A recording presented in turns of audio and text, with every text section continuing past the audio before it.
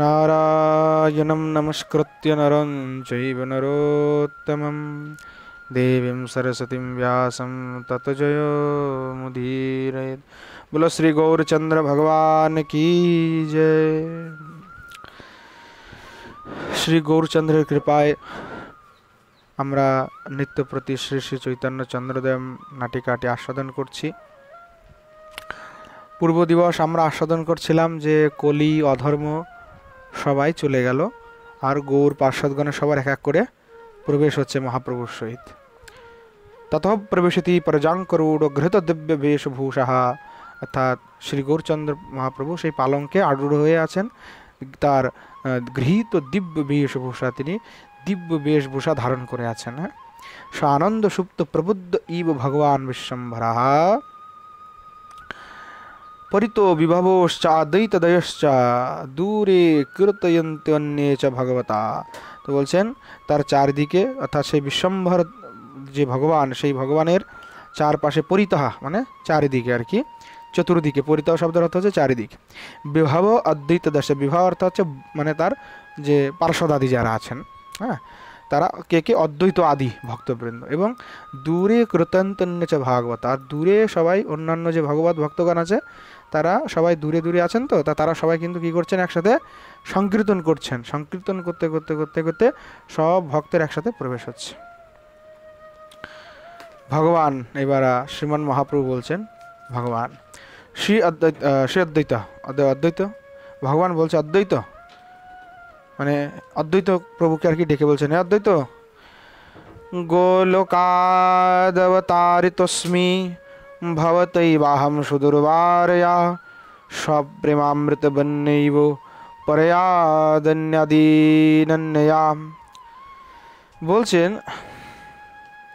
কি ভগবান আর কি জেগে গিয়ে বা সুন্দর করে তিনি এই যে মানে এবার কথা বললেন আর কি। ভগবান বলছেন গোলোকাদ অবতারিতস্মি, কি হে অদ্বৈত, তুমি তোমার যে ভবত এব মানে তুমি তোমার যে দুর্বারয়াস প্রেমামৃত, অর্থাৎ তোমার যে সুদূর বার যে সব প্রেম, মানে তোমার যে বিশাল প্রেম, মানে এত তীব্র প্রেম, হ্যাঁ, অর্থাৎ যেটাকে দমন করা যায় না, সেই প্রেমামৃতের বন্যাতে, বন্যাইব সেই বন্যাতে তুমি আমাকে কি করলে, পরয়া দন্যাদি অনন্যয়া, বলছেন যে কি সেই পরম তোমার যে প্রেম, সেই প্রেমের বন্যাতে তুমি আমাকে গোলকাদ থেকে অবতারিত, অর্থাৎ সেই গোলক থেকে আমাকে অবতার হতে হয়েছে তোমার এই প্রেমের জন্য। হ্যাঁ, অর্থাৎ তুমি যে দৈন্যবশতা হয়ে আমার কাছে প্রার্থনা করলে,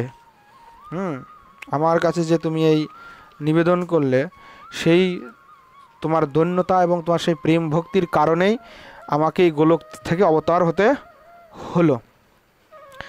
অদ্বৈত তখন বলছেন, অদ্বৈত বদ্ধাঞ্জলি বদ্ধা, তিনি হাত জোড় করে অদ্বৈতাচার্য বলছেন, কোহম শূদ্রস্তমস্ত্বৈব ভগবা লীলাবশনাত্মনা লোকানুগ্রহ সাগ্রহেণ ধরণাবাত্ময়ম আবিষ্কৃত। হ্যাঁ, তো অদ্বৈতাচার্য কত সুন্দর কথা বলছে। অদ্বৈতাচার্য বলছে কোহম শূদ্র, বলছে আমি তো শূদ্র জীব, আমি তো একজন তুচ্ছ জীব।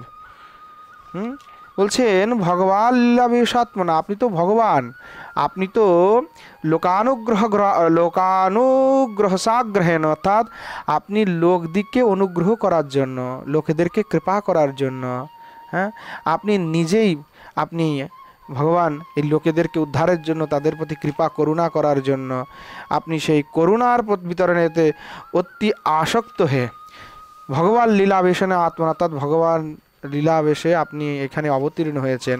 সেইখানে আমি সাধারণ একটা জীব, আমি কি করতে পারি, আপনি তো নিজেই ধারণামাত্র আবিষ্কৃত, আপনি তো নিজেই স্বয়ং এই ভূতলে নিজেই প্রকাশিত হয়েছেন প্রভু, সেখানে আমার কোনো আর কি মানে কোনো কিছুই নাই প্রভু, আমি কিছুই করিনি, এটা আপনি চেয়েছেন প্রভু, তাই আপনি অবতীর্ণ হয়েছেন, এখানে আমার কোনো কৃতিত্ব নেই। মানে অদ্বৈতাচার্য সোজাসুজিভাবে তার সেই কৃতিত্বটাকে তিনি একেবারেই মানে মানে গ্রহণই করছেন না, তিনি একদম মানতেই রাজি না, বলছেন না আমার প্রভু কোনো কৃতিত্ব নাই। কথমন্যতা বলছে, কারণ শাস্ত্রে বলা আছে তথা পরমহংসানাম মুনিনামলমাত্মনম ভক্তিযোগো বিধানার্থম কতম পশ্যেমহি স্ত্রিয়ঃ। বলছেন ভগবান কি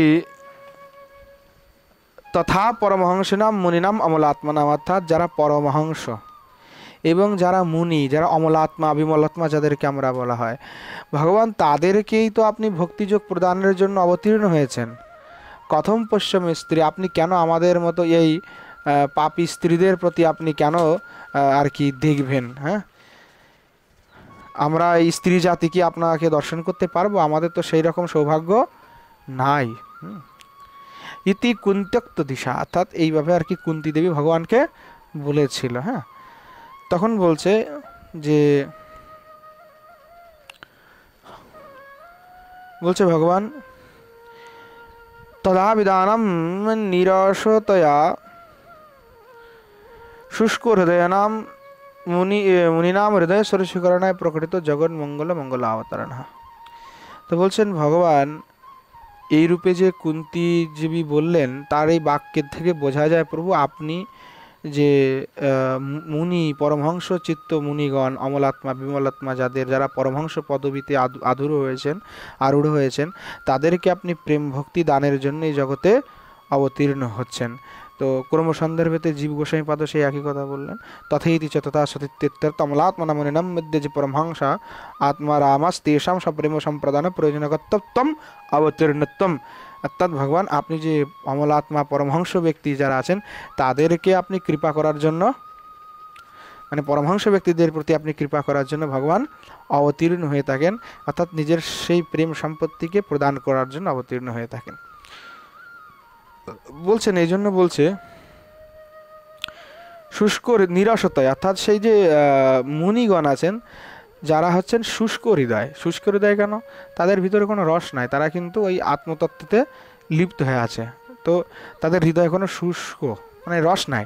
তো বলছে নিরসতয়া শুষ্ক হৃদয় নাম, নিরস যে শুষ্ক হৃদয়যুক্ত যে মুনি নাম, সেই মুনিদেরকে হৃদয় সরসীকরণায়, হৃদয়টাকে সরসীকরণায় মতলব হৃদয়টাকে আর কি রসে ভরে দিতে, মানে প্রেম রস আর কি তাদেরকে মানে দিতে এসে প্রকটিত জগৎ মঙ্গল মঙ্গল অবতারেণ, অর্থাৎ আপনি ভগবান কি করেন, জগৎ মঙ্গল মঙ্গল অবতার, আপনি স্বয়ং ভগবান আপনি অবতীর্ণ হয়েছেন। তা তিনি কখন অবতীর্ণ হয়েছেন বলছে, স্বয়ং ভগবতা ব্রজরাজ কুমারেণ বিচরিতাসু পুরুষার্থ সারতা পার্থিকরণ সমর্থ শ্রবণ কীর্তনাদসু ব্রহ্মানন্দাপি চমৎকারেষু গোকুল মত দ্বারাবর্তিষু লীলা। তো বলছে যে ভগবান আপনি ব্রজরাজ কুমার রূপে আর কি অবতীর্ণ হয়ে ওই মুনিদেরকে আর কি সেই পরম রস দিয়েছেন, অর্থাৎ সেই প্রেম ভক্তির রস। বলছেন যে সেই রসটি কেমন, তাই বলছেন যে অনুত্তমেতি নাস্তি উত্তমা যস্য অনুত্তমা ভক্তি অভূত, অর্থাৎ যার যে মানে যার থেকে কোনো শ্রেষ্ঠ আর কোনো কিছু নাই, সেই উত্তম যে ভক্তি, সেই ভক্তি রস আপনি তাদেরকে আর কি প্রেম ভক্তি রস আপনি তাদেরকে প্রদান করলেন। সে কোথায় কিভাবে, তা বলছেন যে সেই যে আপনার প্রেম রস সেটা বিচরিতাসু পুরুষার্থ স্বার্থ পার্থিকরণ, অর্থাৎ পুরুষার্থ বলতে আমরা এখানে চতুর পুরুষার্থ যাকে বলা হয়, চারটি পুরুষার্থ, ধর্ম অর্থ কাম মোক্ষ। এই ধর্ম অর্থ কাম মোক্ষকেও এটা কি করছে, তিরস্কার করতেছে, তিরস্কার করে ব্রহ্মানন্দ চমৎকার, এবং ব্রহ্মানন্দ থেকেও চিত্তকে চমৎকার করে দেয় এমন সমর্থবান শ্রবণ কীর্তনাদিষু, অর্থাৎ শ্রবণ কীর্তনাদি যে ভক্তি, সেই ভক্তি আপনি কোথায়, গোকুল মথুরা দ্বারাবতী লীলা, অর্থাৎ গোকুল মথুরা এবং দ্বারাবতী লীলাতে সেটা আপনি ব্যক্ত করেছেন। বলছেন ভগবতোত্তম শ্লোকে ভবতী ভীরণোত্তমা ভক্তি প্রবর্তিতা দৃষ্টিয়া মুনিনামপি দুর্লভা। তো বলছেন অনুত্তমেতে নাস্তি উত্তমা ইশ্চ সা অনুত্তমা ভক্তি অভূত। অনুত্তমা শব্দের অর্থ কি বললো, যে মানে ওর থেকে আর উত্তম নাই কোনো কিছুই, তাই ওর নাম হচ্ছে অনুত্তমা, অর্থাৎ ওর সব থেকে উত্তম। তা সেই যে মানে ভক্তি, সেই ভক্তি কি করতে পারে, বলছে যে পুরুষেতি পুরুষার্থ স্বার্থানাম ধর্মার্থ কাম মোক্ষানাম সমূহ অপার্থিকরণায় তুচ্ছীকরণায় সমর্থা, অর্থাৎ সেই পুরুষার্থ চতুষ্টয়কে, এই ধর্মার্থ কাম মোক্ষকে একদম তুচ্ছ করে দেয়। কোনটা? শ্রবণ কীর্তন আদি, মানে এটার সামনে ওইটা একেবারে তুচ্ছ, এটার কোনো মাহাত্মই নেই। গোকুলাদ্যতি আদি শব্দে মথুরা দ্বারাবতী, গোকুলাদ্যতি অর্থাৎ মথুরা দ্বারাবতী আদিতেও তিনি এই লীলা প্রকাশ করেছেন এবং যার দ্বারা সেই প্রেম ভক্তি রসই বিতরণ করেছেন। বলছেন এবার যে ভগবতী উত্তম শ্লোকে ভবতী ভীরণোত্তমা ভক্তি প্রবর্তিত দৃষ্টিয়া নাম হবে দুর্লভা।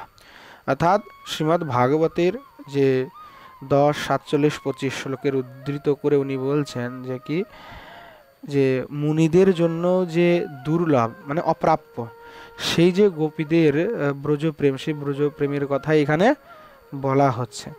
বলছে হে গোপীগণ, তোমরা ভাগ্যক্রমে ভগবান যে যশোদাতনয় তাকে তোমরা লাভ করেছো, যে মুনিগণেরও দুর্লভ। অর্থাৎ সেই মুনিগণ যে দুর্লভ প্রেম করতে পারে না, ভক্তি করতে পারে না, সেই দুর্লভ ভক্তির দ্বারা তোমরা সেই যশোদাতনয়কে ভক্তি করেছো। অর্থাৎ সর্বশ্রেষ্ঠ যে ভক্তি, সেই ভক্তি তোমরা ওই যশোদাতনয় করেছো। যশোদাতনয়ের প্রতি তোমাদের সেই আর কি প্রেম, অর্থাৎ বলতে যাচ্ছে যে ভগবানের প্রতি তাদের যে ভক্তি, সেই ভক্তি মুনিদের জন্যও দুর্লভ, সাধারণ মুনিরাও কিন্তু এটা লাভ করতে পারে না। ঠিক এই কথা বলেই আর কি উদ্ধবজি বলেছিল যে মুনি আদিরাও এই যে ভক্তি বাঞ্ছা করে, এই ভক্তিটা আমিও বাঞ্ছা করি, আমার জন্য এরকম ভক্তি হয়। তো তারপরে উনি কিছু দূর আর কি 2-4টা আরও শ্লোক বলার পরে কি উনি ভাবছে যে আসলে কথাটা বলা ঠিক হয়নি। তখন ওই শ্লোকটা বললেন, আশা মহ চরণরণ জুষামহম সেম বৃন্দাবনে কিমপি গলমূলত ঔষধীনাম। হ্যাঁ, যে আমি কি প্রার্থনা করছি এটা আমার ভুল হয়ে গেছে, যে আমি আগে ওই প্রার্থনা করেছি যে মুনিদের জন্য দুর্লভ, আর মুনিরা বারবার ওইটাকে কামনা করে, আর আমিও সেটা কামনা করছি। আসলে ওই ব্রজের সেই দুর্লভ প্রেম প্রার্থনা করাটা আমার উচিত হয়নি, কারণ আমি তার যোগ্য নই। মানে ওই যে আপনাদের প্রেম, ওই প্রেম আমি পাইতে পারি না, আমার দ্বারা ওই প্রেম পাওয়া সম্ভব না। তো সেজন্য উনি বলছেন যে কি, যেন আমি এইটা প্রার্থনা করছি যে আশামহ, আমার একটা আশা এটাই যে বৃন্দাবনে কিভাবে গুলমূলত ঔষধি নাম, আপনাদের আমি যেন বৃন্দাবনের লতা গুলমহে আর কি জন্ম নিতে পারি। কেন, যে বৃন্দাবনের লতা গুলমহলে আপনারা যখন ওই পথ দিয়ে যাবেন, তখন আপনাদের যে চরণ ধুলি সেইটা আমার মস্তকে পড়বে, আমি এইটা চাচ্ছি, এইটাই আমি চাই আমার। কারণ আমার ওই সামর্থ্য নাই যে সুদূর লোবা যে মুনিরাও মানে অমলাত্মা বিমলাত্মা পরমহংস শ্রেষ্ঠ মুনিরাও পর্যন্ত সেই প্রেম রসকে পাচ্ছে না, মানে ওই প্রেমকে, ব্রজের প্রেমকে কামনা করতে পারে না, মানে এত দুর্লভ। তো সেই প্রেমকে আমার মতো সাধারণ ব্যক্তি কামনা করবে, এটা তো আসলে যুক্তিযুক্ত হচ্ছে না। আমি এই জন্য আপনাদের চরণের ধুলটাই প্রার্থনা করছি, আর কোনো কিছু না। উদ্ধবজি এই কথা আর কি নিজেই তখন বলেছিল আর কি। তো বলছেন সেই যে দুর্লভ পরম ভক্তি, সেই ভক্তি আপনারা সেই মানে গোপীগণ আপনাকে করেছে। তো উদ্ধব বলছেন যে ইত্যুদ্ধবোক্ত দিশা, মানে উদ্ধবজি এই কথা বলেছিলেন, তার এই উক্তি অনুসারে সকল রস পারাবার পারবর্তিনী গোকুলাদ্য পরনামনি শ্রী বৃন্দাবন ধামনি নিকাম নিরতিশানন্দ ভূমনি মূর্তি মদানন্দ শক্তিভি সন্ততো সন্তন্যমান মানস রাগ परभाग भाग दयाभिराभिरी भीरुभि प्रवर्तितं तादृशमेव प्रवर्तितं तदानीं तत्रैव स्थितं सम्प्रति विद्यमानं तदस्वाद सादर घृत समुचित विग्रहस्व तव सौभागतो भगवतो निरवधि तदेव मथुर रस तर रस रहस्य पीयूष उषमांडित गुंडु यमाचतंगुलो ली बीवर विगलित इव तत्कन क्वह नामाभिर अप्य आचम्यन्ते।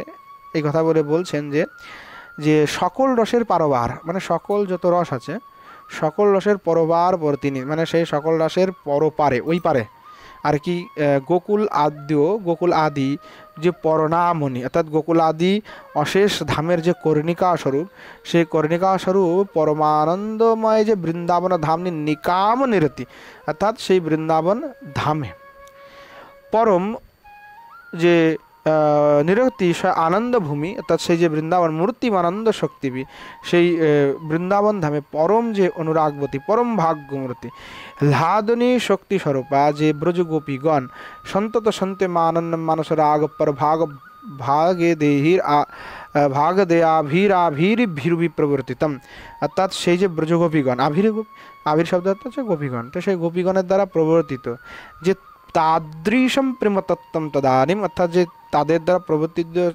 প্রদর্শিত যে সেই প্রেম তত্ত্ব, ইদানিম সেই যে প্রেম তত্ত্বৈব ইদানিম তত্রৈব স্থিত, মানে সেই যে প্রেম তত্ত্ব সেটা তদানীম বৃন্দাবনে স্থিত ছিল, মানে এটা আর কোথাও ছিল না। তত্রৈব স্থিতম, তত্রৈব অর্থাৎ বৃন্দাবনে, অর্থাৎ সেটা বৃন্দাবনের বাইরে আর যায় নাই, ওটা বৃন্দাবনেই ছিল, না তো মথুরায় ছিল না দ্বারকায় ছিল, সেটা বৃন্দাবনেই ছিল। স্থিতম সম্প্রতি প্রতিপাদ্যমান তদ আস্বাদ সাদর করত, আর বর্তমানে গৌরসুন্দর আপনি, হ্যাঁ, সেই যে রস, সেই যে প্রেম তত্ত্ব, সেইটাকে আপনি তথা সম্প্রতিপদ্যমান মানে সম্যকভাবে আস্বাদন করার জন্য সাদর গৃহীতা, অর্থাৎ সেটাকে আপনি কি করলেন, সেইটাকে আদরের সহিত আপনি সেটাকে গ্রহণ করেছেন, এবং গ্রহণ করে সমুচিত বিগ্রহ, অর্থাৎ কী করে গ্রহণ করলেন, ওই লীলারসকে আস্বাদন করার জন্য সমুচিত যে বিগ্রহ, অর্থাৎ আপনি রাধাকৃষ্ণের যে যুগল স্বরূপ, মানে মিলিত তনু হচ্ছেন গৌর, তা বলছেন দুইজনেরই সেই মিলিত তনু হয়ে আপনি নিজে বিগ্রহ প্রকট করে সেই প্রেমতত্ত্ব রসকে আস্বাদন করার জন্য আপনি আর কি অবতীর্ণ হয়েছেন। এবং কি করছেন বলছেন, বিগ্রহস্যৈব তব সৌভগবত নিরবধি তদেব মধুরতর রস রহস্য পীয সমাগণ্ডিত ইয়মাচম্মত, অর্থাৎ শ্রী ভগবান আপনি কি করছেন, সেই যে মধুর রস, সেই যে প্রেমতত্ত্ব যুগল রাধাকৃষ্ণের যে নিত্যলীলা, সেই রাধাকৃষ্ণের সেই মধুর রস রহস্য তরঙ্গকে আপনি কি করছেন, অমৃত গণ্ডূষে করে আপনি সেটা পান করছেন, মানে আপনি নিজে সেটাকে আর কি অমৃত, মানে যেমন আমরা জল খাই বা কিছু এই জল খেতে গেলে দুইটা করে আমরা জল গ্রহণ করি, তো বলছে যে আপনি গণ্ডূষে করে আপনি কি করছেন, সেই যে রস, সেই রসটা আপনি পান করছেন।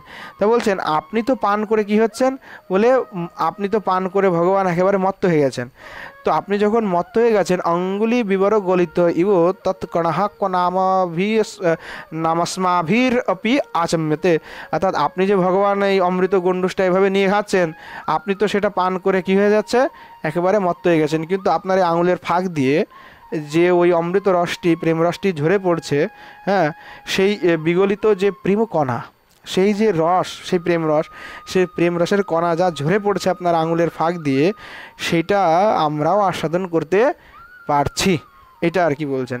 তা অনেকেই বলে যে না, মহাপ্রভু নিজে অবতীর্ণ হয়েছেন নিজে লীলা রস প্রচারের জন্য, কিন্তু মহাপ্রভু কিন্তু নিজে কোনো স্বতন্ত্র রস প্রচার করেনি, তিনি কিন্তু সেই রাধাকৃষ্ণের যে নিত্যলীলা এবং সেই রাধাকৃষ্ণ যে প্রেমরস, সেই প্রেমরসটিকেই প্রচার করার জন্যই অবতীর্ণ হয়েছে, এবং তিনি কিন্তু নিজে সেটি আস্বাদন করেছেন, সেটি ভক্তজনকে আস্বাদনও করিয়েছেন, হ্যাঁ, তিনি কিন্তু অন্য কোনো কারণে অবতীর্ণ হয় নাই। এখন দেখবে অনেকেই আর কি অন্যভাবে তারা উপাসনা করে, গৌরকে অন্য রসে উপাসনা করে, ঠিক আছে, তো যে অন্য রসের উপাসনা সেটা কিন্তু গৌর আমাদেরকে শেখায় যায়নি, গৌর কিন্তু নিজেই সেই রাধাকৃষ্ণ রসে ভজন করেছেন, এবং সেই রসই কিন্তু ভক্তরা পান করেছেন। এখানটাতে ভক্তরা কিন্তু অন্য কোনো রস পান করেনি, গৌরকে নিয়ে তারা কিন্তু অন্যরকম কোনো ভাব, গৌর আমার বউ, গৌর আমার, বা গৌরের আমি বউ, হ্যাঁ, গৌরের আমি নাগরী, এই ধরনের কিন্তু ভাব কখনো এটা এরকম কোনো করে নাই কেউ।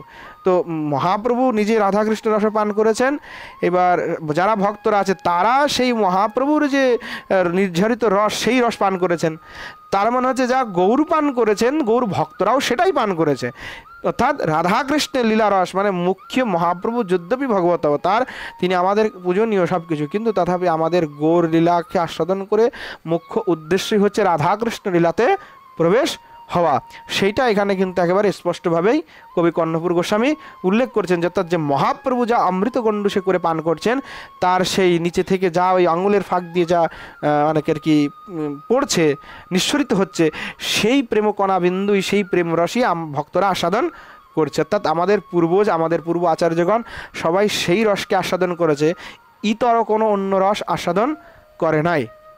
এখানে একদম সুন্দরভাবে এখানে স্পষ্ট হলো, অর্থাৎ আচম্মত আসম্যক আস্বাদয়িত তৎকণা তৎপ্রেম কণাহ, অর্থাৎ সেই বিনির্যাসকে আমরা আর কি পান করলাম, আমরাও পান করছি। তো ভগবান তখন এবার বলছেন, ভগবান কি বলছে, অর্থাৎ অদ্বৈত এইভাবে আর কি কথাটা বলছে, তখন ভগবান বলছে, শ্রীবাস স্মরসি বিনির্যতস্তবাসো নারুৎসম যদিহ চপেট পাটবেন, বলছেন শ্রীবাস, তোমার কি মনে আছে একবার তোমার প্রাণ থেকে শরীর থেকে প্রাণ চলে যাচ্ছিল, আমি তোমাকে থাপ্পড় দিয়ে সেটাকে বাঁচিয়েছিলাম। মানে করেনো পাঠ হবে না, অর্থাৎ বলছে যে কি আমি চপেট পাঠ হবে না, মানে থাপ্পড় দিয়ে বলে না যেটাকে, বলছে আমি একটা থাপ্পড় দিয়ে তোমাকে সেটাকে বাঁচিয়েছিলাম, তোমার মনে আছে? তা শ্রীবাস বলছে স্মৃতম অভিনয়, মানে অভিনয় করে বলছে হ্যাঁ হ্যাঁ হ্যাঁ হ্যাঁ, মনে পড়েছে মনে পড়েছে। বলছে আম বেদমি প্রভুবর মোচিত মৃত্যু কি না প্রসবম ইতি স্মৃতির মামাস্তে। হ্যাঁ প্রভু, মনে পড়েছে মনে পড়েছে, হ্যাঁ হ্যাঁ হ্যাঁ, একবার আমার প্রাণটা চলে যাচ্ছিল, কিন্তু এইটুকানি মনে আছে কেউ আমাকে ওই সময় আবার মানে আবার আমার প্রাণটা চলে গেছিল, ওই সময় আমাকে আবার কেউ দ্বিতীয়বার প্রাণ প্রদান করেছিল, মানে দ্বিতীয়বার আমাকে আবার যেন কেউ জীবিত করে দিল, এরকম আমার একটা মনে আছে যে আমি মরে গেছিলাম কিন্তু আবার আমাকে কেউ জীবিত করে দিল। সর্বে বিস্ময়ম নাটয়ন্তি, সবাই বিস্ময় একদম একে অপরের দিকে তাকাচ্ছে, কি বলে কি বলে এই কথা, মানে কেউ মরে গেল, মরে যাওয়ার পর আবার জীবিত হয়ে গেল, এটা কি করে হলো? তখন ভগবান বলছেন, খুব সুন্দর ভগবান, শ্রীবাস আমূলম কথায়ু সর্বে শৃণবন্তু, বলছে সব যা ঘটেছিল তোমার সাথে সব সবিস্তার বলো, সর্বে শৃণবন্তু, সবাই শুনুক কি হয়েছিল তোমার সাথে। তখন শ্রীবাস বলছে ভগবত আবির্ভাবাৎ পূর্বম আশৈশবম আষাঢ়োষ বর্ষময়ম জন্তুরন্তি দন্তুরতয়া দ্বিজ গুরুবাদি মত্ত মত্তয়া। বলছে বলছে ভগবানের আবির্ভাবের আগের কথা বলছে, যখন আমার বয়স মাত্র 16 বছর, মানে 16 বছর আগে হয়েছে আর কি, মানে 16 বছরের আগের কথা বলছে, তখন বলছে আমার মনটা না জন্তুর মতো ছিল, জানোয়ারের মতো ছিল, আমি পশুর মতো ছিলাম, আমার স্বভাব ছিল একদম পশুর মতো। দ্বিজ গুরু বা আদেশী মতো, মানে গুরু ব্রাহ্মণদের প্রতি আমার কোনো ভক্তি শ্রদ্ধা কিছুই ছিল না। মনোবৃত্তিয়া বৃত্তিয়া গচ্ছাদ অশান্তি শান্তিকমা কষ্ঠ কষ্ঠে মান হৃদয় হৃদয় বৃথা। বলছি আমার যে হৃদয়টা না, তখন আমার মনোবৃত্তিটা অনেক খারাপ ছিল, মানে আমার মনোবৃত্তি মানে এই উল্টা পাল্টা মনোবৃত্তি ছিল। এবং আমার হৃদয়টা কেমন ছিল জানো, মানে আমার হৃদয়টা ছিল শুষ্ক কাষ্ঠের মতো, যাতে কোনো রস নাই। হ্যাঁ, এবং গুরু দ্বিজদের প্রতি আমার যে এই আমি কাউকে শ্রদ্ধা করতাম না, তাদেরকে আমি সম্মান দিতাম না, তাদের এই প্রতি আমার কোনো ভালোবাসা ছিল না, শ্রদ্ধা ছিল না। এবার সেই অপরাধে আমার যে মনটা ছিল একেবারে চঞ্চল হয়ে গেছিল, এবং আমার মনে কোনো ভিতর শান্তি ছিল না, আমার ভিতরে মনের ভিতরে কোনো রকমের রস ছিল না, আমি একেবারে শুষ্ক নিরস কাষ্ঠের মতো হয়ে গেছিলাম। এবং কী করতাম বলছে, বৃথা কলহ হরি কুকথাদি ভীর মদমে দুরবস্থিত ধি। বলছে আমি বৃথা কলহ করতাম লোকের সাথে, আর হরি কথা তো দূরে থাক, কুকথা নিয়ে থাকতাম, মানে গ্রাম্য কথা লৌকিক কথাবার্তা নিয়ে, আর হরি কথার থেকে আমি সতত দূরে অবস্থান করতাম, বলে বেটা হরি কথার সাথে তো আমার কোনো নাই। এবং আমি কি করতাম, এই কুকথা শুনে শুনে আমি দিন পার করতাম, মানে সারাদিন আমার কথা কি কুকথা কথা কুকথা ব্যথা, এই সারাদিন এইটা হয়েছে, ওই মোদি এইটা করলো, তারপরে এটা হলো, বিজেপি এইটা করছে, মমতা দিদি এইটা করলো। সাধুদের এখন এই ধরনের কথাবার্তা, তো এগুলো সাধুদের কোনো প্রশ্ন নয়, সাধুরা এগুলো এখনও করবে। আজকে অমুক জায়গায় একটা ভান্ডারা আছে, যাইতে হবে, সকালবেলা উঠে ভজন এটা মনে আসছে, এগুলো খারাপ, এগুলো ভজনের জন্য না, আমরা আসছি কিছুর জন্য, সর্বস্ব ত্যাগ করে মানে আসছি বৃন্দাবনে ভজন করার জন্য। মানে ওইখানে সব ছেড়ে দিয়ে, যদি গোস্বামীদের দিকে দেখাও, যে গোস্বামীরা সেই বিশাল রাজপ্রাসাদ সব কিছু ছেড়ে দিয়ে, মানে সনাতন গোস্বামীর জীবনীটা একবার দেখো, সব কিছু ছেড়ে দিয়ে একদম চলে এসেছে, একটা কিছু নিয়ে আসে নাই। ওই এক স্বর্ণের মুদ্রার জন্য তার কত ঝামেলা হলো হলো না, তারপরে বেচারা একদম পুরা একদম হয়ে গেল যে কি ভাই আর ভজন করা ছাড়া কোনো গতি নেই। তেমন তাদের কি ভক্তি ছিল, প্রেম ভক্তি, তাই না? মানে তাদের নিষ্ঠা কি, মানে তারা কোনো সংগ্রহ করে নাই। এই না, যখন মদন মোহনটা বানিয়ে দিল না, তখন সনাতন গোস্বামী এখান থেকে পালালো, বলছে আমি এখানে থাকবো না, মানে ওনার অন্য জায়গায় চলে গেলেন। কেন কি, মানে ওনাদের বিষয়ের প্রতি, মানে একেবারে ভোগ্য বস্তুর প্রতি কোনো অভিলাষা নাই। ঠিক আছে, যারা রাজা যশবন্ত সিং সিদ্ধ বাবাকে বসে, তখন সিদ্ধ বাবা ওই রাজা যশবন্ত সিং 2বার যুদ্ধে হেরে গেল, তখন সিদ্ধ বাবার কাছে সে বলছে বাবা আপনি আমাকে একটু আশীর্বাদ দিন যেন আমি যুদ্ধে জয়ী হয়ে যায়। তখন বলছে ঠিক আছে তুমি যুদ্ধ জয়ী হয়ে যাবি যা, তো বলে দিয়েছে। এবার পরের বার যুদ্ধ হয়েছে, জয়ী হয়ে গেছে, যুদ্ধে জয়ী হয়ে গেল যখন, তখন উনি এবার আবার মহারাজের কাছে দেখা করতে এসেছে, এসে বলছে মহারাজ আপনি কি চান, আপনাকে আমি কিছু, একই লোক বলছে আমি কিছু চাই না, আমার দরকার নাই কিছু। ও বেটা না দিয়ে যাবে না, বলে দাও, না না কিছু নিতে হবে, কিছু নিতে হবে। ভাবা দেখলো যে বেটা পিছে পড়ে গেছে।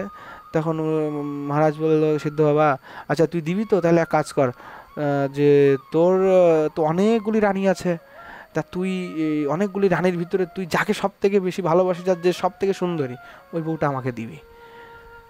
রানী রাজা এই কথাটা শুনে মনে হচ্ছে, মানে রাজার যে আসলে মনে হচ্ছে মহারাজের মনে এতদিন তো বিরক্ত থেকে ভজন করেছে, মনে একটু বাসনা ঠাসনা হয়েছে ভোগ ঠোক করার আর কি, স্ত্রী ভোগের। তা উনি সেই মানে রানীকে সুন্দর করে শৃঙ্গার করিয়ে একেবারে, মানে একদম সুন্দর করে শৃঙ্গার করে গায়ে সুগন্ধি টন্ধি দিয়ে একেবারে মহারাজের কাছে রাতের বেলা পাঠিয়েছে।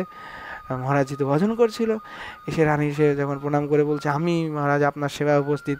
মহারাজ তো এক দে হুঙ্কার রাধে বলে এমন হুঙ্কার দিল, সেই হুঙ্কার শুনে ভয়ে একেবারে স্ত্রী একদম মানে ওখানেই অজ্ঞান হয়ে গেল। এদিকে রাজা কিন্তু পিছু পিছু সৈন্য দিয়ে পাঠিয়েছিল যে দেখো তো আসলে কি করে সাধু। তখন এই সারা রাত ওইখানে ও অবচেতন অবস্থায় মানে একদম অজ্ঞান হয়ে পড়েছিল। আর সিদ্ধবাত ভজন করেছে। সৈন্যরা গিয়ে খবর দিল যে মহারাজ উনি তো কিছুই করে নাই, উনি তো এমন এক হুঙ্কার দিয়েছে, তো আপনার বউ তো ওখানে অজ্ঞান হয়ে পড়ে গেছে, আর আপনার মহারাজ তো ভজন করতেছে। আর কিছুই না, আর কিছুই আমরা দৃশ্য দেখলাম না, আর কিছুই দেখলাম না। তো পরের দিন কি হলো, যখন ওরা জ্ঞান ট্যান ফিরলো, একদম পুরো চেতনা হয়ে গেছে স্ত্রীটার। তখন ও বলছে মহারাজ আমি আপনার শরণাগত। বলছে এই সমস্ত ধন দিয়ে আমি আপনাকে সব সমর্পণ করে সাধুদের সেবা করতে চাই, আর কিছু আমার প্রয়োজন নাই। তখন মহারাজ বলছে যে এইসব তোমার এই ধন রাজধন দিয়ে কোনো সাধু সেবা হবে না। হ্যাঁ, রাধাকুণ্ডের গদ্দিতে যে নিয়ম ছিল, তুমি যদি আজ থেকে 1945 সালের নিয়ম দেখো, কাগজ আছে ওদের, ডিট আছে একটা, ডিট বলে যেটাকে না, ওখানে লেখা আছে স্ত্রীর ধন নেওয়া যাবে না, রাজধন নেওয়া যাবে না, এগুলো সব নিয়ম ছিল।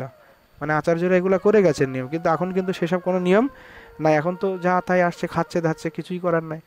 তো ধীরে ধীরে কি হচ্ছে, যে এই বিষয়ের অন্ন খাইলে মলিন হয় মন, আর মলিন হৃদয়ে না হয় কৃষ্ণের ভজন। আর মলিন হৃদয়ে কিন্তু কৃষ্ণের ভজন হচ্ছে না। এবার কি হচ্ছে, এই মলিন হৃদয় হওয়াতে কৃষ্ণের ভজন হচ্ছে না, আর বিচারটাও হচ্ছে না। মানে ভালো মন্দ বিচারটাও আর মানে কাজ করছে না, মানে মাথাটার বুদ্ধিটা চিত্তটা তো মলিন হয়ে গেছে। আর মলিন চিত্তে কি করে সে বিচার করবে যে কোনটা ভালো কোনটা মন্দ, কোনটা উচিত কোনটা অনুচিত, সে কিন্তু বুঝতেই পারছে না। কিন্তু তার ভিতরে একটা ভক্তি আছে ভগবানের, চলো ঠিক আছে ওইটুকানি, কিন্তু আসলে কোনটা যে ভুল কোনটা সঠিক, কোনটা করাটা অনুচিত হচ্ছে, কোনটা ভক্তির বিরোধী, কোনটা ভক্তির জন্য অনুকূল, সেটাকে সে বিচার করতে পারছে না, কারণ তার চিত্তটা মলিন হয়ে গেছে। তো এই জন্য ওই অন্ন থেকে মানে সবসময় আচার্যরা এই করে দেন যে না, অন্নটা তোমাকে সাত্বিক হতে হবে, যা তুমি গ্রহণ করবে খাওয়া দাওয়া একটা টোটাল সাত্বিক হতে হবে, নাহলে কী হবে, তোমার মনের ভিতরে সেই বিকার চলে আসবে, এবং বিকার আসলে তখন তুমি আর বিচার করতে পারবে না। আর যখন তোমার বিচার করতে পারবে না, যখন তোমার বিবেকটা কাজ করবে না, তখন কিন্তু তোমার পতন অনিবার্য হয়ে যাবে। অনেকে আছে যে তারা জানে বোঝে, কিন্তু তার পরবর্তীতে তার বিবেক সায় দেয় না। যেমন দুর্যোধন, তুমি যখন পাণ্ডব গীতা পড়বে, সেখানে দুর্যোধন ভগবানকে প্রার্থনা করছে, ভগবানকে প্রার্থনা করে দুর্যোধন বলছে যে ভগবান আমি জানি যে আপনি নিজেই ভগবান, আর এই আমি জানি ধর্ম কোনটা আর অধর্ম কোনটা, কিন্তু ভগবান আমি কি বলবো, আমার চিত্তে ধর্ম করার প্রবৃত্তি হয় না, মানে আমার চিত্তটা অধর্ম করতেই প্রবৃত্ত হয়। তো অনেক মানুষ আছে জগতে যারা হচ্ছে ধর্মিক, কিন্তু ধর্মশাস্ত্র না অনুসরণ করে ভক্তি করতে চায়। মানে ভক্তি করব কিন্তু সেটা আমার নিজের ইচ্ছা মতো করবো, সেইখানটাতে কিন্তু তারা, তুমি যদি বলো দেখো এই শাস্ত্রে এইটা আছে, তো ও কিন্তু ওই শাস্ত্র মানতে রাজি না, বলছে আমি ভক্তি করি আমার ভাব অনুসারে করব, আমার কাছে ভাববো। কিন্তু গোস্বামীপাদেরা বা আচার্যরা কিন্তু এই ধরনের কোনো কথা স্বীকার করেনি। শাস্ত্রকে অনুসরণ করেই সবসময় আমাদেরকে চলতে হবে। এই জন্য বিশ্বনাথ চক্রবর্তী বলেন, রূপাদি গোস্বামীর দ্বারা প্রবর্তিত যে শাস্ত্র এবং শ্রী ভগবান যা বলেছেন তৎসমুদায় শাস্ত্রকে অনুসরণ করে আমাকে করতে হবে। এই জন্য বলছেন যে শ্রুতি স্মৃতি পুরাণানি পাঞ্চরাত্র বিধিম্বিনা ঐকান্তিক হরির ভক্তি উৎপাতায় বই কল্পতে। অর্থাৎ শ্রুতি স্মৃতি পুরাণ ইত্যাদি তোমাকে অবশ্যই মানতে হবে। এগুলো না মেনে যদি তুমি ভক্তি করো, সেই ভক্তি তোমার কোনো কাজের ভক্তি হবে না, এগুলো তোমার কোনো কল্যাণ করতে পারবে না। কিন্তু সমাজে এখন একটা বিষয় এমন হয়ে গেছে যে ধরো কেউ একটা অনাচার করছে, ধরো কেউ একটা পাপ আচরণ করছে, কেউ আর বললো যে একাদশীতে কারো গুরু বলেছে যে তুমি রুটি খাবে। এখন তুমি যদি বলো যে না একাদশীতে রুটি খাওয়াটা ভুল, তোমার গুরুদেব ভুল বলেছে, এখন ও যেহেতু ওর ভক্ত, মানে ওর গুরু ভক্ত, আর সমাজে একটা প্রচলিত আছে যে গুরুর ব্রহ্মা গুরুর বিষ্ণু গুরুদেব মহেশ্বরা গুরুরীব সাক্ষাৎ পরম ব্রহ্ম তস্মৈ শ্রী গুরবে নমঃ। তো এই সমস্ত যে শ্লোক হচ্ছে গুরুপতি মহিমাকে প্রতিপাদন করার জন্য বলেছে, যাতে লোকের গুরুর প্রতি একটা ভক্তি শ্রদ্ধা কাজ করে থাকে। কিন্তু এর উদ্দেশ্য এই নয় যে গুরুদেবই ভগবান। হ্যাঁ, গুরু কখনো ভগবান হতে পারেন না। গুরু কেবলমাত্র ভগবানের প্রিয়জন হতে পারেন। আচ্ছা, প্রিয়জনও কখন হবেন? যখন প্রিয়জন তখনই হবেন যখন তিনি শাস্ত্র আদিকে অনুসরণ করে চলবেন। রূপ সনাতন গোস্বামী আদি তারা নিত্য পার্ষদ হয়েও শাস্ত্রের কঠোরভাবে পালন করেছেন। নারায়ণ ভট্ট গোস্বামী বললেন যে কি, যদি কেউ মহাজন হয়, বিশেষ মহাজন, তো মহাজনদের উচিত তারা যেন কখনো শাস্ত্র বিরোধী কাজ না করে এবং মর্যাদার উল্লঙ্ঘন না করে। কেন বলছেন, যদি কখনো কোনো বিশেষ মহাত্মা বা ব্যক্তি মর্যাদা একবার শাস্ত্রের উল্লঙ্ঘন করেন, তাহলে সেইটার জন্যই সমাজে কি হয়, একটা অনাচার এবং দুরাচার সৃষ্টি হয়ে যায় এবং সেইটা এক সময় গিয়ে সমাজের জন্য হানিকর স্থিতিতে চলে যায়। তো এই জন্য এটা মহাজনদের জন্য নিষেধের জন্য মহাজনরা কঠোরভাবে শাস্ত্র, রূপ গোস্বামী সনাতন গোস্বামী তারা নিত্য সিদ্ধ হয়েও তারা কিন্তু সেই শাস্ত্রকে কঠোরভাবে পালন করেছেন। কিন্তু দেখা যাচ্ছে বর্তমানে এই সমস্ত শাস্ত্র অনুশাসন পালনগুলিকে ধীরে ধীরে লোপ হয়ে যাচ্ছে। তারা আর কি দেখা যাচ্ছে যে কারো গুরুদেব বলেছে একাদশীতে রুটি খেতে হবে, তুমি বলছো যে না খাওয়া যাবে না, তখন তুমি সাথে যদি ঝগড়া লাগে, তুমি যদি শাস্ত্র যুক্তি দিয়ে বলো, তখন সে বলবে কি না তুমি গুরু নিন্দা করলে আমার। হ্যাঁ, মানে মানুষের কাছে এইটা হয়ে গেছে যে ধরো কেউ কপিন খুলে এখন প্যান্ট শার্ট পরা শুরু করে দিল সন্ন্যাস নিয়ে, এটা তো আর স্কুল ড্রেস নয় না। যেমন আমি স্কুল ড্রেস, আমরা গেলাম স্কুলে গেলাম, তো আমি স্কুলের ড্রেস পরে গেলাম, স্কুল থেকে বাড়ি ফিরলাম, এবার আমি যা খুশি পরে নিলাম। তো সন্ন্যাস নেওয়ার পরবর্তীতে আমি প্যান্ট শার্ট পরে নিলাম, কপিন খুলে আমি ফেলে দিলাম কোথাও, কী করলাম, আর তার পরবর্তীতে আমি ঘরে এসে আবার কী করলাম, মানে আবার সন্ন্যাস নিলাম লোকের সামনে, ভক্তদের সামনে। তো এই সমস্ত জিনিস এখন তুমি যদি এটার বিরোধ করলে, তখন পাবলিক কি বলবে যে তুমি তো আমার নিন্দা করছো, তুমি নিন্দুক। কিন্তু আসলে এটা কি হলো, নিন্দা হলো না, কি হলো, এটা সত্য প্রকাশ হলো। এইবার অনেকের আবার একটি কথা আছে যে কি, যে যে গুরুর উপরে কথা বলা যায় না, গুরুদেবের সাথে তর্ক করতে না, গুরুদেবকে বলতে না। হ্যাঁ, গুরুদেব যদি শাস্ত্র অনুসারে কথা বলেন, ততক্ষণ পর্যন্ত গুরুদেবের কথাটি গ্রাহ্য হবে। এখন গুরু যদি শাস্ত্রীয় কথার বিরুদ্ধে আচরণ করে থাকেন, তাহলে সেখানে সেই কথা মান্য হবে না। এবার আরও একটি বিষয় আছে যে অপ্রিয় যদি সত্য হয়, সেটাকে আসলে বলা যায়। মানে অনেকের প্রশ্ন দেখবা যে অনেকেই বলে থাকে যে না, অপ্রিয় সত্য কথা কখনো বলতে নাই। এই বিষয়ে আমাদের গোস্বামীদের কি মতামত, এটা আমরা এই লীলাতে একটুখানি আছে, এখানে এই লীলার ভিতরে এটা আর কি মহাপ্রভুই কটু সত্য কথা বলে আর কি নিজের পার্শ্বদেরকে শাসন করছেন, এই প্রসঙ্গটা আসছে। তো ওই প্রসঙ্গটা আমরা খুলব। তো ভগবান আর কি তখন বললেন যে তুমি শ্রীবাস বলো তোমার সাথে কি ঘটেছিল। তখন উনি বলছেন যে আমি তো একদম মানে কারো প্রতি আমার শ্রদ্ধা ছিল না, আমার চিত্তটা চঞ্চল হয়ে গেছিলো।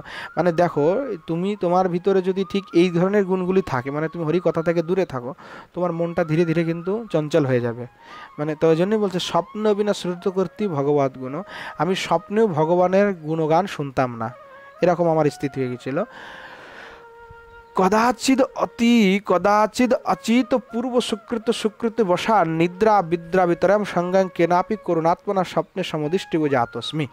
বলছেন একবার আমি না ঘুমিয়েছিলাম, তো একদিন কি হলো, আমার মনে হয় পূর্বজন্মে কোনো সুকৃতি ছিল, পূর্বজন্মে মনে হয় আমি কোনো অবশ্যই কোনো ভালো কাজ করেছিলাম, কিছু সুকৃতি ছিল, আমার পুণ্য ছিল, যার জন্য যখন আমি ঘুমিয়েছিলাম তখন কেউ করুণা পরবশর কোনো ব্যক্তি, তিনি করুণা করে আমাকে স্বপ্ন দিলেন, দেখা আমাকে স্বপ্নে কি বললেন, সমুপদিষ্ট, আমাকে উপদেশ করলেন স্বপ্নে। যথা, কীভাবে উপদেশ করলেন, আরে ব্রাহ্মণ ব্রুবা, ওরে ব্রাহ্মণ অধম, ব্রুবন্তকে ত্বম উপদেশ বাসম, তোকে কে উপদেশ দেবে বল, আমি তোকে উপদেশ দিচ্ছি, যা। বা চঞ্চল হৃদয়, হে তুই তো চঞ্চল হৃদয়, তথাপি ব্রুমহে, তথাপি তোকে আমি বলছি, উপদেশ দিচ্ছি, বর্ষম একম তে তহ পরম পরমায়ু রত পরম বৃথাক্ষ মা আকর্ষিত। বলছে শোন, তোর কাছে আর একটা বছর সময় আছে, বুঝেছিস তো, তোর কাছে আর 1 বছর সময় আছে, তাই তুই বৃথা আয়ুষয় করিস না, তোর কিন্তু তুই কিন্তু আর বাঁচতে পারবি না, তো তুই তাড়াতাড়ি তোর কোনো উপায় অবশ্যই দেখ। বৃথা মা আয়ুক্ষিপ মা আকর্ষিতি, বৃথা আয়ুষয় করিস না।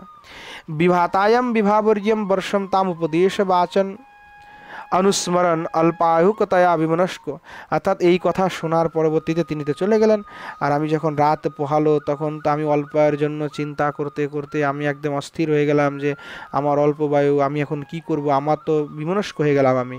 এবং চাপল্যস তদ্দিনে উপস্থিত, অর্থাৎ আমি সেটা চিন্তন করতে থাকলাম, এবং সেই দিন আর আমার মানে কোনো কিছু পেটেই গেল না, মানে সেই দিন আমি উপোস থেকে গেলাম পুরো। তদ্দিনম উপসিত পোষিতস্তিন বা উপদেশামৃতি পুরুষ নিঃশ্বাসম কিমিতি, অর্থাৎ সেই উপদেশকে বারবার চিন্তা করে চেরবন করতে করতে আমি শুধু চেষ্টা করতে থাকলাম যে ভাই কি এমন করলে আমার কল্যাণ হতে পারে, কি আমি এমন করব যাতে আমার এই আমি আবার নিজের কল্যাণ সাধন করতে পারি। তখন ভাবতে থাকলাম যে জীব পুরুষ নিঃশ্রেষম কিমিতি, অর্থাৎ জীবের জন্য মঙ্গলকর কি, কি করলে জীবের মঙ্গল হতে পারে, নির্ণেতুম, সেটা নির্ণয় করার জন্য আমি খুঁজতে থাকলাম। বিবিধ নারদীয় পুরাণ পদ্যমিদম উপলব্ধবান अस्मि। তো খুঁজতে খুঁজতে খুঁজতে খুঁজতে আমি বৃহৎ নারদীয় পুরাণের একটি শ্লোক আমার প্রাপ্ত হলো, যেটাকে আমি দেখে বুঝলাম যে আমার কি করা উচিত। তখন বলছে হরের নামৈব কেবলম কলৌ নাস্তিব্য নাস্তিব্য নাস্তিব্য গতিরন্যতা। অর্থাৎ হরিনাম হরিনাম হরিনামই কেবল একমাত্র কলিতে গতি, এই ছাড়া আর কোনো গতি নাই, গতি নাই, গতি নাই। তো বলছেন এই শ্লোকের ব্যাখ্যা এইভাবেই আছে, নামরূপে কলিকালে কৃষ্ণ অবতার, নাম হইতে হয় সর্বজগৎ নিস্তার। দার্ঢ্য লাগি হরের নাম উক্তি 3 বার, জড়লোক বোঝাইতে পুনঃ একবার। কেবল শব্দে পুনরপি নিচয় কারণ, জ্ঞানযোগ তপ আদি কর্ম নিবারণ। অন্যথা যে মানে তার নাহিক নিস্তার, নাহি নাই 3 উক্ত এবকার। অর্থাৎ যে নাস্তিব্য নাস্তিব্য করে 3 বার বললো, অর্থাৎ অন্য গতি নাই, অন্য গতি নাই, অন্য গতি নাই। বলছেন তদনু দনুজ দমন উপদেশমিব তন মন্বান অন্নবনদীত সকল কর্ম হরিনাম মাত্র শরণ শরণমবি বিধৃত বিস্মৃতবান अस्मि। তো সেই থেকে আমি কি করলাম, এই তদনুজ দমনকারী, অর্থাৎ সেই দৈত্য দমনকারী যে ভগবান শ্রী হরির উপদেশকে আমি সর্বস্ব মনে করে সেই দিন থেকে আমি সকল কর্মকে পরিত্যাগ করে হরিনামের শরণ গ্রহণ করলাম। সর্বৈরেব অপ্যহ সর্বৈরেবপ্যহস্মানপি প্রশান্ত মনাগপি নান্যবৃত্তি তদেব মৃত্যু দিনমনুসন্ধানম দধান হৃदि विषादम आशान गणन उपीति वर्षे प्रत्युपसन्न च मृत्यु दिवसे अवशेषाय रुह अहम श्री भागवत अध्यापना कर्तुर्देवानंद पंडिश्यालयम তশ্রুষয়া আগতः। তা বলছেন যে এইভাবে আমার দিন চলতে থাকলো, সব বিষয় আমার কি হলো, বিরক্তি হয়ে গেল, আর আমি একদম প্রশান্ত আত্মা হয়ে গেলাম। কিন্তু লোকে আমাকে উপহাস করতে থাকলো, কিন্তু আমি ওইগুলাতে ধ্যান না দিয়ে আমি নিজে সুন্দরভাবে প্রশান্ত চিত্তে শ্রী ভগবানের নাম জপ করতে থাকলাম। নিরন্তর কি হলো, একদিন আমার আর কি সময় এসে গেল, অর্থাৎ আমার মৃত্যুর সময় এসে গেল। বলেছিল যে আজ থেকে 1 বছর পরে তোর মৃত্যু হবে, তো আমি সেই থেকে দিন গুনে আসছি। তো আমার সেই অন্তিম দিন আর কি উপস্থিত হলো।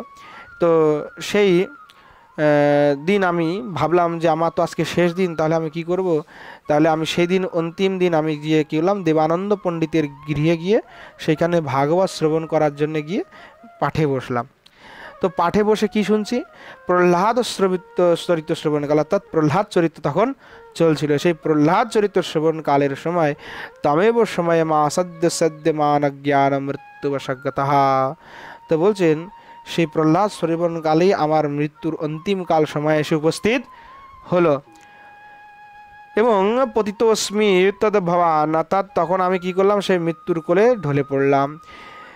তদ ভবনাদ আলিন্দ তনঙ্গতলাম, সেই যে পাঠ শুনছিলাম, তো সেই পাঠ শুনতেছিলাম, সেই পাঠ থেকে আমি নিচে একেবারে মাটিতে শুয়ে পড়লাম। মানে আমার তো দেহ থেকে প্রাণ চলে গেল, এবং দেহ থেকে যখন প্রাণ চলে গেল আমি একেবারে সেই বারান্দা থেকে একদম নিচে পড়ে গেলাম, এবং মানে একদম আমি মরে গেছি। কিন্তু সেই তদনু কেনাপি মৃত্যু মুখোন্মোচিতম চিত্তঞ্চ পুনর আয়ুষ্যত্মাত্মনম মন্যমান বিবশ ইব পুনরুত্থিত বানস্মি। তো বলছেন মৃত্যুর ঢোল কোলে তো আমি ঢলে পড়েছি, তখন এই সময় আমার মনে হলো যে হঠাৎ কোনো এক দিব্য পুরুষ এসে আমাকে সেই মৃত্যুর কবল থেকে আবার মানে আমাকে বাঁচেলো, মানে আমাকে আবার পুনঃ জীবন দান করলেন, মানে মৃত্যুর কাল হতে আমাকে উন্মোচিত করে আমাকে আবার পুনরায় এখানে জীবন দান করলেন। বলছেন তসমিন্নিব সময় সর্বে এ মাম উত্থেপগ্রে মান্যনু। তো এই রূপে মানে আমার মনে আছে যে এইরকম আমার সাথে হয়েছিল। এর পরবর্তীতে আমার যখন একটু জ্ঞান আসলো তখন আমি উঠে বসলাম, উঠে বসার সাথে সাথে সবাই আমাকে উঠাইয়ে আবার ঘরে নিয়ে আসলো। এইটা আমার ভগবান মনে আছে। তখন আমার ভগবান গৌরী বলছে কি, ভগবান নিশা সময় সময়া স্বপ্নদর্শিতা, বলছে রাতের বেলায় যে স্বপ্নটা দিয়েছিল এটা আর কেউ দেয় নাই, আমি তোমাকে স্বপ্নাদেশ দিয়েছিলাম। প্রগত জীবিত বিততোপি পুনর্জীবিত দানেন, আর মৃত্যুর সময়তেও আমি তোমাকে পুনরায় মানে জীবন দান করে তোমাকে আবার জীবিত করেছিলাম। সর্বে বিস্ময়ম নাটেন্তি, সবাই একেবারে আবার বিস্মিত হয়ে গেলেন। ভগবান বলছেন স্পর্শ মানে স্পর্শবশাৎ কনকি ভাবম প্রজাতম মিবলোহম তবো তু তদেবম শরীরম নারদ শক্তি ব্রবশত্যন্নদীব। বলছেন যেমন পরশ পাথর হয় স্পর্শমণি, সেই পরশ পাথর যেমন লোহাকে স্পর্শ করলে সোনা হয়ে যায়, ঠিক সেইরূপভাবে আমি তোমাকে তোমার শরীরের ভিতরে নারদ যে শক্তি, সেই নারদের শক্তির প্রবেশ তোমার হৃদয়ে ঘটিয়ে তোমার সর্বশক্তি মানে শরীরকে আমি সর্বশক্তিময় যুক্ত করে দিয়েছিলাম। অদ্বৈত বলছেন অদ্বৈত এবং তৎ, বলছেন ঠিক ঠিক বলেছেন প্রভু, সেটাই হবে সেটাই হবে, এইটা ছাড়া তো হতে পারে না। তাই ছাড়া অন্যথা অমৃত পুনর্জীবতি, এছাড়া কি আর মানে মৃত জীব কি কখনো আবার জীবিত হয়? এটা তো আপনার দ্বারাই সম্ভব প্রভু। কিন্তু ভগবান মানে তখন বলছেন কি, কিন্তু হে ভগবান সর্ব এবৈতে তব সহজ স্বভাব সহজ স্বভাব ভাব সহচরস। ভগবান এই যে পার্শ্বদ, সে পার্শ্বদ তো আপনার নিত্য পরিকর, এরা তো নিত্য সিদ্ধ পরিকর। তথাপি মৎ জনন জনন শরীরান্তরিম লভ্যতে, অর্থাৎ তথাপি আপনি এটা প্রদর্শন করালেন যে কি আমার যদি ভজন কেউ করে বা ভক্তি করে তাহলে সে পৃথক সচ্চিদানন্দ যে শরীর মানে পার্শ্বদ হোক অবশ্যই সে প্রাপ্তি করতে পারে। ইতি শিক্ষয়া অক্ষয়ানন্দেন ভগবত ইদম অধ্যবসিতম, অর্থাৎ জগতে এইটাই আপনি প্রচার করতে চান যে ভগবান যে অবশ্যই আমার ভজন করলে তার মৃত্যুবন্ধনও ঘুচে যায় এবং সে নিত্য পার্শ্বদেহকেও প্রাপ্তি হতে পারে। এই জগতে এই শিক্ষা প্রচারের জন্য আপনি এই লীলা করলেন। বস্তুত স্তুত মহিমাম তব ভক্তি শ্রীবাস শ্রীবাসম, বস্তুত মহামহিম এই যে শ্রীবাস সে হচ্ছে আপনার প্রেম ভক্তি সম্পদের ভাণ্ডারী। ভগবান বলছেন অদ্বৈত সত্যমেতা, তুমি এটা সত্য কথা বলেছ। অদ্বৈত তখন বলছে মুরারি, অদ্বৈত বলছে ভগবান মুরারি মুকুন্দাদয়ুপ্যেত তব দস্য ভাব ভাবদাতা প্রদারো নয়নানন্দস্য। তখন আর কি অদ্বৈত বললেন তাই বটে তাই বটে। অদ্বৈত বলছেন হে ভগবান এই যে মুরারি মুকুন্দ তোমার এই যে নয়নানন্দ যে ভক্ত এরা খুব বড় ভাগ্যবান, এরা আপনাকে দাস্যভাবে সেবা করে থাকে। বলছে যে মুরারি আর মুকুন্দ দয় পেতে মানে দুইজন, তবে দাস্যে ভাবে ভাব দাতা, অর্থাৎ আপনাকে দাস্যভাবে আর কি ভজন করে থাকে আপনাকে। নয়নানন্দ দাতার নয়নানন্দ অর্থাৎ নয়নকে মানে ভক্তবৃন্দ নয়নকে আনন্দিত করে থাকে এরা, এই দুইজন ব্যক্তি। ভগবান বলছেন তখন, এইবার দেখো ভগবান কিভাবে আর কি শাসন করছে, অপ্রিয় বাক্য বলছে মানে ভক্ত কিন্তু একদম দুইজন, এটা সুন্দর করে শুনবে এই প্রসঙ্গটা একদম মানে অনেকে বলে যে অপ্রিয় বাক্য বলতে নাই, কিন্তু ভগবান নিজে মানে অদ্বৈত মানে নিজে প্রতিপাদন করছেন। কারণ অনেকে একটা শ্লোক বলে যে অপ্রিয় বাক্য কাউকে বলতে নাই। এখন জীব গোস্বামীপাদ বলছেন যে না, ভক্তি বিষয়ে এই কথা বলা চলে না। যদি ভক্তি বিষয়ে তুমি কথা বলো তাহলে অপ্রিয় বাক্য হলেও তোমাকে সিদ্ধান্ত বলতে গেলে সেই কথা বলতে হবে, এবং ভক্তি রাজ্যে ভক্তি সম্পাদনের জন্য সিদ্ধান্ত সম্পাদনের জন্য এই কথা বলাটি অনিবার্য বলেই গ্রহণ করতে হবে। মানে সে অপ্রিয় হোক বা প্রিয় হোক এটাতে কোনো কথা নাই, ভক্তি সিদ্ধান্তকে স্থাপনের জন্য তোমাকে অবশ্যই সেই বাক্য সত্য কথা বলতে হবে। এই জন্য বলছে মিথ্যা কথা কখনো বলা যাবে না, সে অপ্রিয় হোক বা প্রিয় সত্য তো সত্যই হয়, এই জন্য সত্য সর্বদা তোমাকে বলতেই হবে। এটা ভক্তদের ক্ষেত্রে চলে না, এটা হচ্ছে লোক রঞ্জনের ক্ষেত্রে চলে, যে লোক রঞ্জন করতে হলে আমাকে অপ্রিয় বাক্য বলা যাবে না, কিন্তু যদি সিদ্ধান্ত স্থাপনের জন্য হয় তবে তোমাকে বলতে হবে। ঠিক ভগবান কিন্তু সেই শিক্ষাটা এখন দিচ্ছেন। তখন যখন এই অদ্বৈত প্রভু যখন মুকুন্দ আর মুরারিকে দেখালেন, তখন ভগবান কি বলছে শোনো, ভগবান বলছে অদ্বৈত অন্তরণয় রণয় মহান অস্তি। তখন বলছেন আরে মুরারি আর মুকুন্দের চিত্তটা ঠিক নাই, এদের চিত্তটা মহা অনুচিত চিত্ত, এদের চিত্তের বুদ্ধি ভালো না এদের, এরকম করে বলছে। অত উভয় শাসঙ্কম বেপাতে পাতেন কুলিশস্য, মানে বজ্রপাত করলে যেমন হয় সেই বজ্রপাত সদৃশ এই বাক্য শুনে মানে দুইজনের হৃদয়টা একেবারে কম্পিত হয়ে গেছে। বলে কি মহাপ্রভু আমাদেরকে, হ্যাঁ, মানে ওরা একদম ভয় পেয়ে গেছে যে আমাদেরকে তো একদম। দেখো যারা আসলে প্রকৃত ভক্ত তারা কিন্তু ওইটাকে খারাপ দৃষ্টিতে নেবে না। মানে একজন আচার্য, ভগবান বলছেন না, এখন উনি তো আচার্য পিঠে বসে আছেন, তো যখন এরা এদেরকে এইভাবে বললো তখন এরা কিন্তু এটা খারাপ নিচ্ছে না, ওরা কিন্তু ভাবছে যে কেন বললো মহাপ্রভু এইটা, কি কারণ হলো আমাদেরকে এইরকমভাবে বললো। যেখানে অদ্বৈতাচার্য বলছে যে ভক্তদের সবাইকে এরা আনন্দ দেয়, অদ্বৈত কত মহিমা বন্ডন করে বলছে, মানে এখন কেবল প্রারম্ভ হচ্ছে, সেখানেই প্রথমে মুকুন্দর নাম নিয়ে নিল, হ্যাঁ, মুরারি আর মুকুন্দের, সেখানে দুইজনকেই একেবারে মহাপ্রভু একদম ছেড়ে কথা বলে দিলেন। তো সেইখানটাতে কি যে সবাই যেখানে শ্রদ্ধা করে সব কিছু করে, কিন্তু সিদ্ধান্তেতে তাদের কিছু মানে গড়বেল আছে বলে মহাপুরুষ সোজা তাদেরকে এই কথাটা বললেন, মানে আচার্য পিঠে বসে আছেন, কিন্তু তারা কিন্তু একবারে ভাবলেন না যে আমাকে অপ্রিয় কথা বললো, রাগ করলো না, তারা এবার নিজের অন্বেষণ করছেন যে আসলে আমাদের কি ভুল আছে।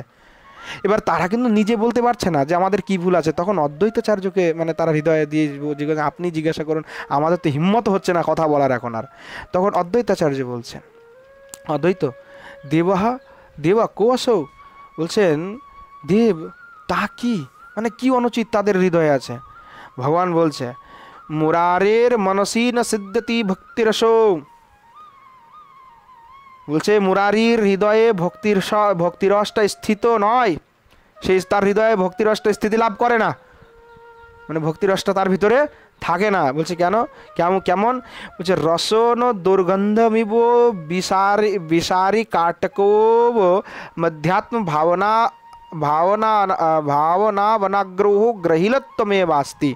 বলছেন রসুনের দুর্গন্ধের মতো কটু প্রভাব বিস্তারকারী যে মানে অধ্যাত্ম ভাবনা রক্ষার জন্য ইনি অত্যন্ত আগ্রহীশীল, এবং অধ্যাত্ম ভাবনার জন্য সে কি করে, ইয়দ অয়ম অদ্যাপি অনুক্ষণ বা বাশিষ্ঠ বিষয়ে, সে এখনও পর্যন্ত আর কি বাশিষ্ঠ যোগাদি শাস্ত্রকে নিরন্তর অধ্যয়ন অনুসন্ধান করতে থাকে, তার ওটার প্রতি অনুরাগ আছে। মানে ভক্তিরস থেকে সে বাদ দিয়ে একটু অন্য যোগাদিতে একটু তার মন আছে বলেই সাথে সাথে মহাপ্রভু তাকে একেবারে অপ্রিয়ভাবে সত্যি কথাটা বললেন, এই ওর হচ্ছে কি যোগাদি করে, আর এই বশিষ্ঠ যোগাদি শাস্ত্রের ভিতরে অভিরুচি আছে, ও হৃদয়ে ভক্তিটা স্থির থাকে না। মহাপ্রভু এত সুন্দর, মানে দেখো কত কঠিন কথা বললো, মানে ভক্তদের হৃদয়টা তাহলে কেমন কষ্ট হবে, কিন্তু মহাপ্রভু কিন্তু এই কথা বললেন কেন, সিদ্ধান্তের জন্য বলছে। কারণ ভবিষ্যতে যদি কেউ ভক্ত হয় তারও যদি ওই সমস্ত বিষয়ে আগ্রহ থাকে, তখন আমি যদি কিছু বলতে, ধরো কেউ আচার্য বললো এই ও তো যোগ শাস্ত্রাদিদের অভিরুচি থাকে এগুলো ঠিক না, তখন অন্য লোক বলে এই বৈষ্ণব নিন্দা করতে নাই, হ্যাঁ বৈষ্ণবের নিন্দা করতে নয়, বৈষ্ণব নিন্দা করলে অপরাধ লাগবে, এনারা তো বৈষ্ণব। মহাপ্রভু কেন বলছেন, সিদ্ধান্ত বলছেন, শিক্ষা দিচ্ছেন যে বৈষ্ণব ঠিক আছে, কিন্তু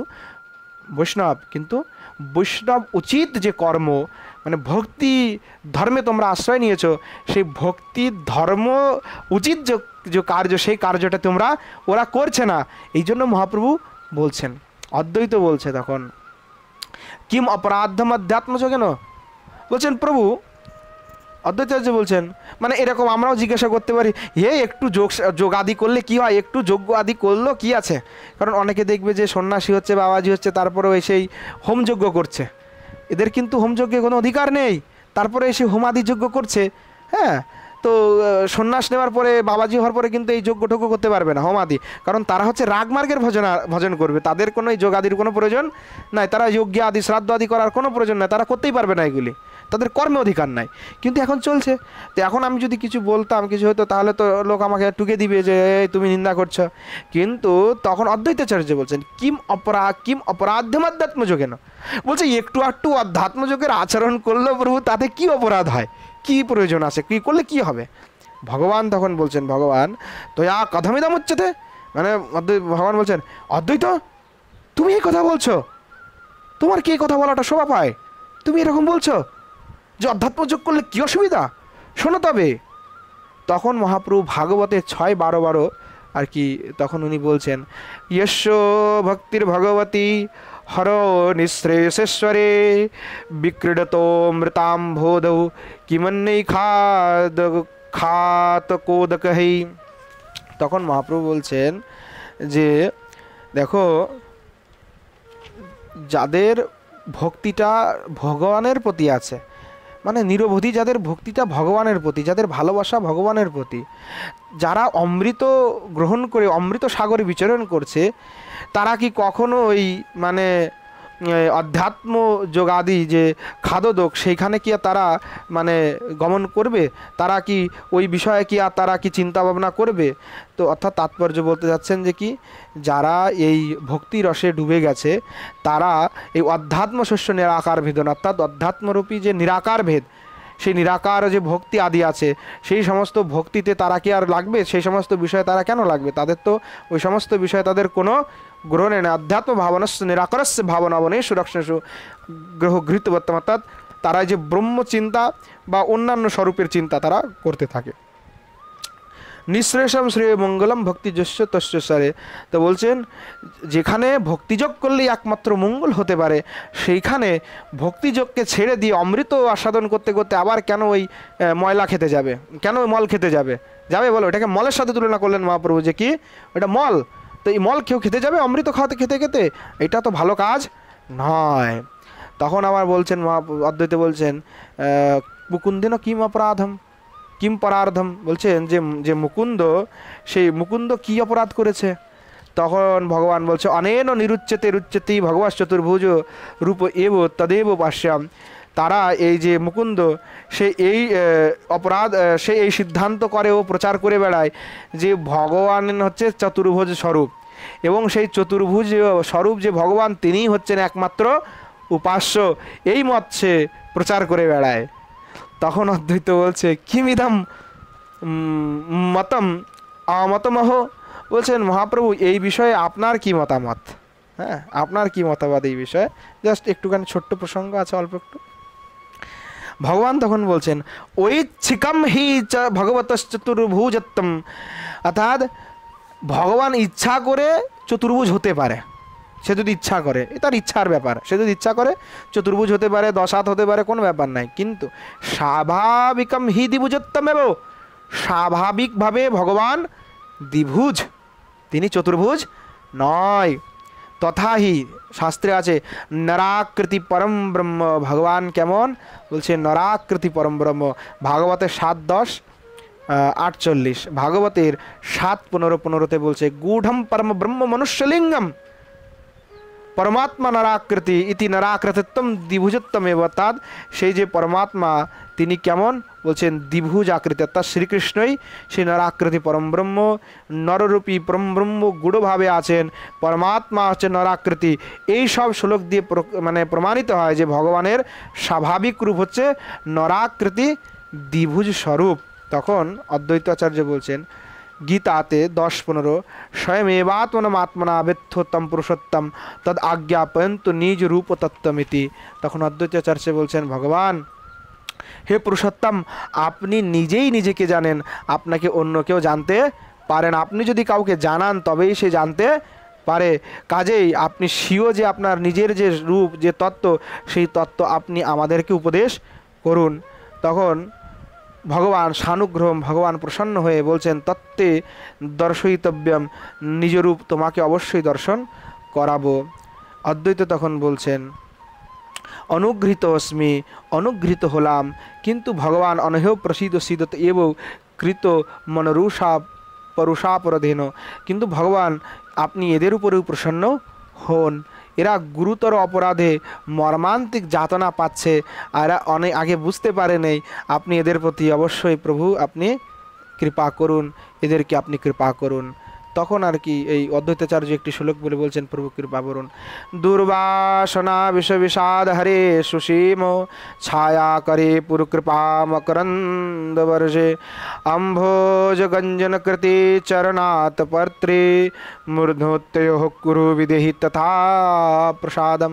বলছেন হে প্রভু, দুরন্ত বিষয় বাসনা কালকুটহারী, সুশীতল ছায়া বিতরণকারী, পরম করুণা মকরন্দ বর্ষণকারী কমল বেনিনন্দ আপনার শ্রীচরণ ছত্র অনুগ্রহপূর্বক আপনার এই শ্রীচরণ কমলদয় এদের মস্তকের উপর স্থাপন করুন। তখন ভগবান বলছেন তথাকৃতা। ভগবান তখন তার উপদেশ শুনে বলছেন 10 ভাগবতের, তখন তিনি এই নিজেই আর কি তার চরণটা মস্তকে ওদের রাখলেন। বলছেন নায়ম সুকপু ভগবান দেহিনাম গোপিকাসুত জ্ঞানীনাঞ্চাত্মভূতানাম যথা ভক্তি মতামিহ। অর্থাৎ বলছেন যে গোপিকাসুত ভগবান শ্রীকৃষ্ণ ভক্তিমান জনগণের উপরে যেরূপ মানে কৃপা করে থাকেন, সেই ভগবান অন্যান্য যে জ্ঞানী ভক্ত অর্থাৎ তাদের উপর এইভাবে ভগবান কৃপা করেন। অর্থাৎ যারা দেহবমানী ব্যক্তি হয় এবং যারা সমস্ত কিছুতে নিবৃত্ত হয়ে গেছে তথাপি তাদের আত্মজ্ঞান আছে, কিন্তু আত্মজ্ঞান তারা অভিমান হয়ে গেছে, সেই আত্মজ্ঞানী মুনিদেরও মানে ভগবান অতটা কৃপা করেন না যতটা এই যারা গোপিকা মানে গোপীদের ভাবে যারা ভাবিত বা ভক্তিরসে যারা ভাবিত তাদের কাছে যতটা ভগবান সুলভ, বড় বড় আত্মজ্ঞানীদের কাছেও সেটা ভগবান সুলভ হয় না। এই শ্লোকটা বলে আর কি তিনি আর কি বললেন ইতি পঠিত্ব সানুকম্পম, এটা বলে তিনি ওদেরকে কৃপা করলেন। নাথো পরম বিজাতীয় বাসনা সনাথ ভবতম, অতঃপর আর বিজাতীয় বাসনাধীন হয়েও না। মহাপ্রভু কি বললেন, একবার ক্ষমা করলেন, বললেন আর কিন্তু বিজাতীয় বাসনা নিও না। তো অনেকে আবার বাবাজি হয়ে যাচ্ছেন, ভেক নিচ্ছেন, তারপরে আবার কালী পূজা করে কালীর উপাসনা করবে, হ্যাঁ, তার পরবর্তীতে বলে মা ভগবতী আমাদের, আবার দুর্গা পূজা করবে, আবার মানে আমাদের নরোত্তম দাস ঠাকুর বললেন অন্য দেবী তো বা না পূজা করিবে, এখন ওটা আর মানবে না, এখন বলবে দেবতাদের সম্মান করতে হয়। তো সম্মান করার মানে ছলে তারা দেবতার উপাসনায় এখন আবার প্রবৃত্ত হয়ে যাচ্ছে, যেখানে বেশাদি আশ্রয় করার বর্তিতে সে গোপী হয়ে গেছে। অনেকের আবার চিন্তা যে না আমরা তো মা গোপীরা কাত্যায়নী পূজা করেছে, আমাদেরও করা উচিত। এই বিষয়ে আরও আমি বিস্তারিত অনেক কথা বলবো, যেখানে আচার্যরা কী বলতে চেয়েছেন, এখানে কি সিদ্ধান্ত। তবে মানে ভগবত ব্যতিরেকে তাদের অন্য কোনো বাসনার জন্য অন্য কোনো দেবী দেবতার পূজা আদি করা উচিত না, বা অন্য কোনো যোগ সাধনা বা তন্ত্র আদি মন্ত্র আদি অন্যান্য কোনো কিছুই করা একেবারেই শাস্ত্রগত সিদ্ধান্ত নয়। মহাপ্রভুর কিন্তু এটা হার্দ নয়, মহাপ্রভু কিন্তু আদৌ এটা পছন্দ করেন না। উভৌ দণ্ডবত পতিতা, উভয় আর কি ভগবানের শ্রীচরণে দণ্ডবত প্রণাম করে আর কি ভগবানের কাছে একবারে প্রণাম করে আর কি তারা একদম লুটিয়ে পড়লেন। তখন একটি প্রার্থনা করে তারা বলছেন অহম হরে তব পাদৈকমূল দাসানুদাস ভবিতাস্মি ভূয় মনস্মরেতাসু পতির্গুণানাম গৃহীত বাক কর্ম কর তুকায়।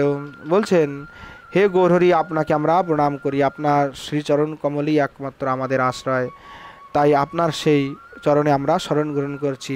আপনার দাসের অনুদাস হয়ে যেন আমরা থাকতে পারি, সেই আশা আমাদের বারবার আপনার কাছে আমরা নিবেদন করছি। আপনি আমাদের প্রেরণাথ, আপনি আমার সব কিছু প্রভু।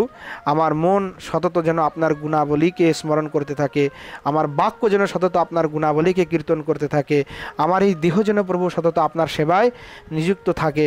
এইভাবে আর কি প্রার্থনা করলেন, ইতি পঠথ, এইভাবে তারা প্রার্থনা করলেন। তখন ভগবান বললেন তথাস্তু, বলছে তাহাই হোক।